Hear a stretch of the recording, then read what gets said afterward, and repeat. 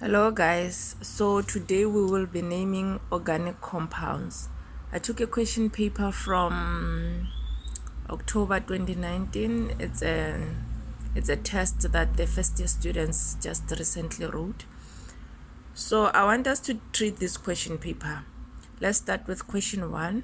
We'll only do question 1 today, and then on my next video we'll do question 2 and then finish this question paper. I've noticed so many students are failing organic chemistry, so I just thought we should do this question paper so that many of you can understand. So the first thing when you are naming organic compounds, you should name the longest carbon chain. Let's start naming number A, 1A, question 1A. So when we're naming this one, we'll start counting. Let's count how many carbons. 1, 2, 3, 4, 5, 6, 7, 8, 9. Right? Let's count from this. So this is number 5 when you're counting from this side. 1, 2, 3, 4, 5. 1, 2, 3, 4, 5. So it has 5. So you need to name your carbons from the closest substituent. So this is a substituent, a side chain.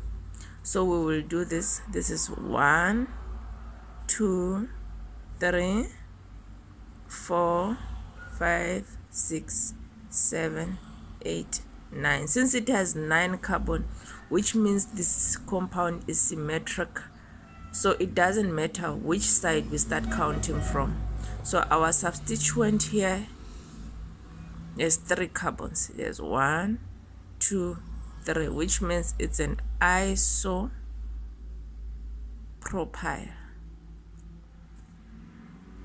So our carbon the parent name of this compound is a nonane. So we put the nonane there. Nonane. So now when we want to name this compound, we put the side chain. The side chain is in position number 5. So we'll say 5 and then we'll put a hyphen, isopropyl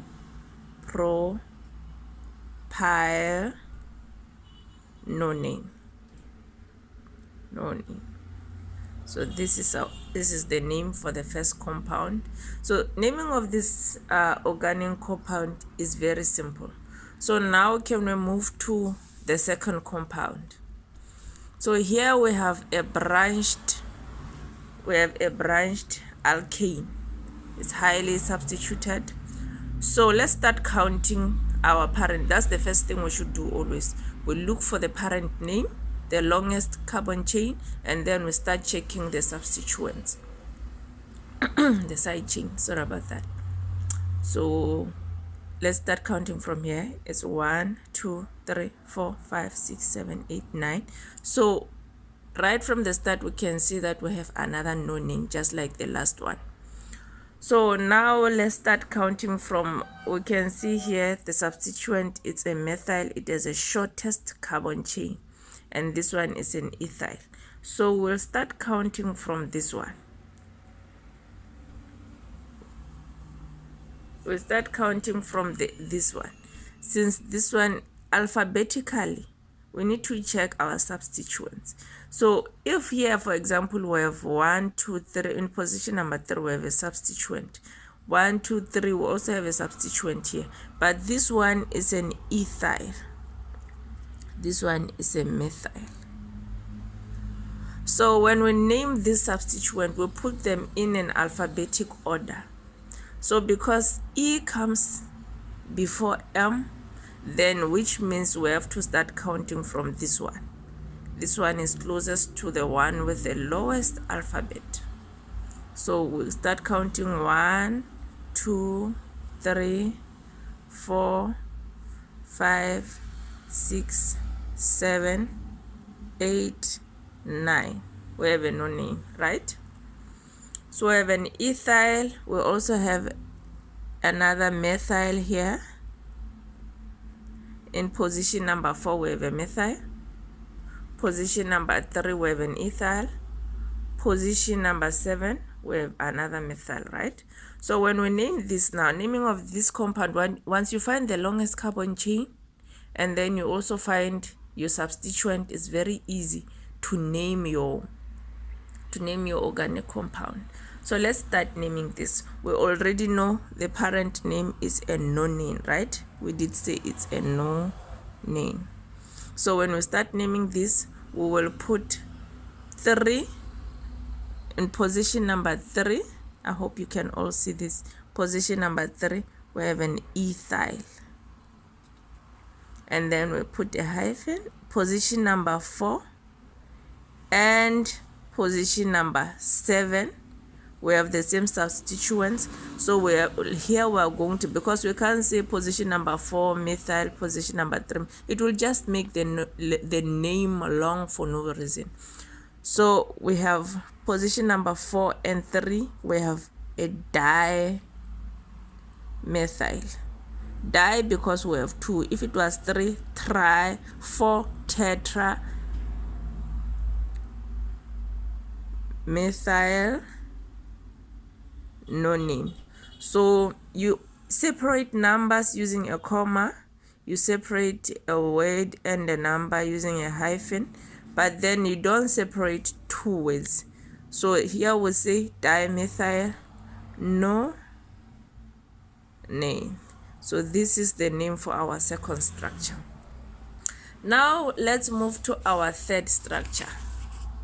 So on our third structure, we have 1, 2, 3, 4, which is a cyclobutane. So that's our parent name. That's the first thing we should look for when we're naming organic compounds. It's a cyclobutane. And then here our substituents are ethyl and methyl. So now let's start counting. This one will be our position number 1, as we already explained in our previous structure, that we look for the one with the lowest alphabet number. So ethyl comes before methyl, therefore this one will be our position number 1, right? And this one will be position number 2, 3, and 4.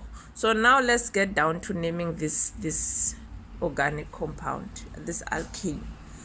So on position number 1, we have ethyl. Position number 2, we have a methyl, right? And then our parent name is cyclobutane. So let's take it and put it here. Cyclobutane. So this is the second name for the third alkane we've named so far. So let me take you back. First, we had 5 isopropyl nonane. The second one is 3 ethyl 4.7 dimethyl nonane, and the third one is 1 ethyl 2 methyl cyclobutane. So now let me open the question paper and we move to the next. So let's look at D. We can all see that it's a condensed structure, right? Don't mind this. This is what one of the students was writing in their question paper. So now let's expand this structure, right? So we can see that on this position, this carbon, right, we have two compounds attached, 2 side chains like this. So this is the ethyl 1, 2. Since we have 2 ethyls here, can you both see? We have 2 ethyls here. So this represents 1 ethyl and this represents the other ethyl, and this is this carbon. So we have also another carbon. This is the carbon, and also it's attached to a methyl. This is the methyl, right? And then we have another carbon. This carbon is attached to two CH3s, like that, right? These are the CH3s, two of them. And the last one is a CH3, just like that. So there's our compound, right? So now when we name this, we start by looking for the longest carbon chain as well, right?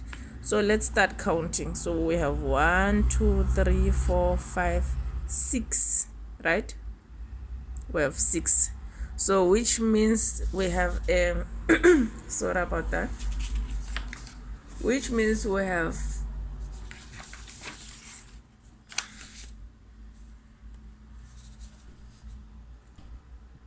let's look at our compound again and confirm the number of carbons, right? We have 1, 2, 1, 2, 1, 2 because it's 2, and we have this carbon, we have this carbon attached to a CH3, and then we have this carbon attached to two CH3s, and then we have another CH3, right? So sorry about that. So we can already see if we have our longest chain with okay, let's not if our longest chain has 6 carbons, then we already know we have a hexane, right? So now we'll start checking our substituents. We have methyl and methyl, we have methyl, we have ethyl, right? Methyl at position 2. Remember, when we're naming this, we should start naming from the shortest, from the carbon with the closest substituent. So here the closest is on position 2, right? We have 2 methyls.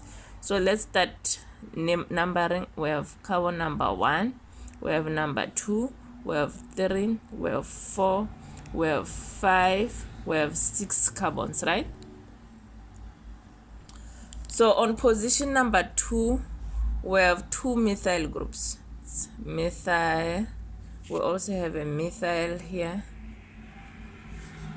and then we have an ethyl here. This one is an ethyl, right? So now when we're naming this compound, we'll follow the same rules. On position number 2, so we have to name them in alphabetical order, right? So we start with ethyl. On position number 4, I hope you can see this, we have an ethyl, right? And then on position number 2 and 2, we have 2 methyls. That's why we have to repeat this number 2. And then on position number 3, we have, sorry if you couldn't see that, we have a tri. Remember, now we have 3 methyl groups. That's why we use tri for 3. Trimethyl. And then we put our parent name, hexane, right? So that's the name for our third alkane. Now let's move to the fifth one. Can you guys name this one? I think you guys should name this one, and then on my next video I start from naming this compound, and then we'll move on to the next one. So thank you guys for tuning in. Please do like if you like my video, and then don't forget to subscribe. Thank you so much. Till next time, and good luck on your exams. Bye.